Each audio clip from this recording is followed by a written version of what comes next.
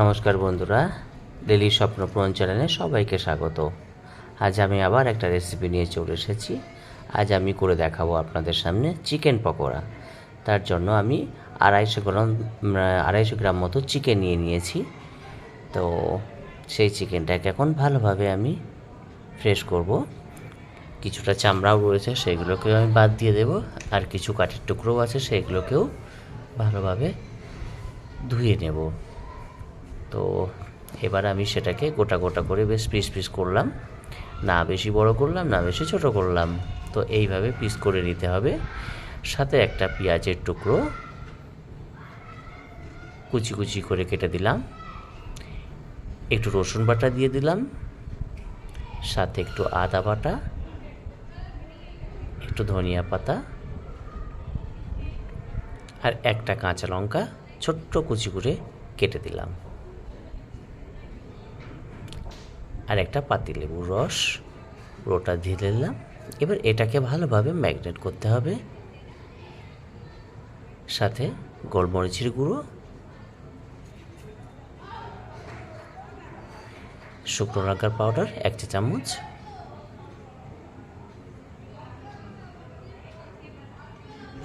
ধনিয়া পাউডার 1 চা চামচ,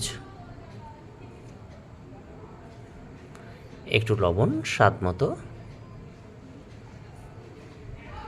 আর একটা ডিমটা পছন্দ মতো। আপনারা যদি মনে করেন তো ডিম দিতেন, না দিবেন, আপনাদের পছন্দ মতন সেটা। কর্নফ্লাওয়ার দিয়ে দিলাম বেশ কিছুটা। এটাকে আমি ভালোভাবে নাড়াচাড়া করে নেব। এটা ভালোভাবে মাখাতে হবে যাতে মশলাটা খুব ভালোভাবে প্রত্যেক চিকেনের পিসে লেগে থাকে।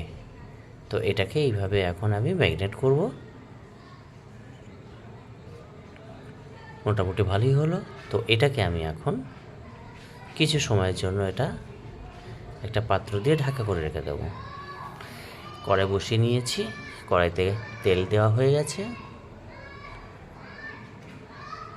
ওইদিকে তেলও গরম হয়ে গেছে। আধা ঘন্টা পর যে ম্যারিনেট করা চিকেন ছিল সেটা আমি কড়াইতে এক এক করে ছেড়ে দেব। তেলটা অবশ্যই গরম হওয়া দরকার,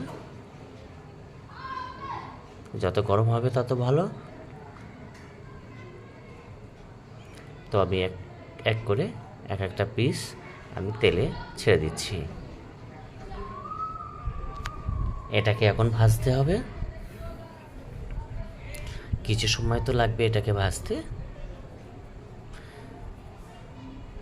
2-4 মিনিট পর এটাকে আবার একটু নাড়াচাড়া করে নেবো, মানে পাল্টে করে দেবো এক একটা এদিক ওদিক করে। দোনো সাইড লাল লাল হওয়া দরকার আছে, তবে খেতেও ভালো লাগবে। এইভাবেই বন্ধুরা আপনারাও করে খাবেন। কেমন হয়েছে সেটা তো অবশ্যই কমেন্ট করে জানাবেন।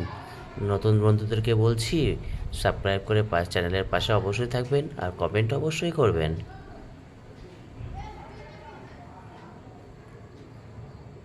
তো এইভাবে দেখুন বন্ধুরা, আমি দুই পাশে লাল লাল করে নিয়েছি। এবার এটাকে একটা পাত্রে আমি নামিয়ে রাখবো।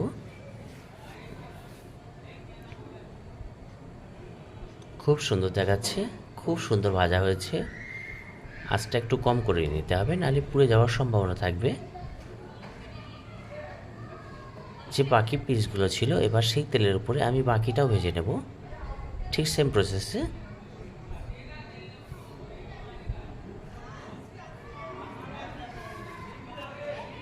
একবারে তো হয়নি, সেটা দুবারে আবার ভাজতে শুরু করব, সেটা সেম প্রসেস থাকবে।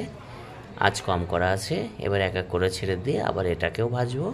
এটাকে উল্টো করে নেবো একবার করে, 2 পিঠ সাইড লাল হওয়ার দরকার আছে।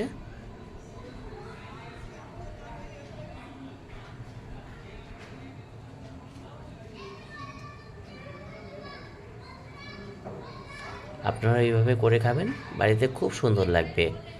খুব কম খরচের মধ্যে একটা খুব ভালো রেসিপি। তো আমি এটাকে এখন আবার একটা পাত্রে তুলে নেব। তো হয়ে গেল আমার চিকেন পকোড়া। দেখুন বন্ধুরা কেমন হয়েছে চিকেন পকোড়া। অবশ্যই ভালো হয়েছে, আশা করি ভালো লাগবে। অন্য ভিডিও নিয়ে আবার দেখা হবে। Tata, bye bye.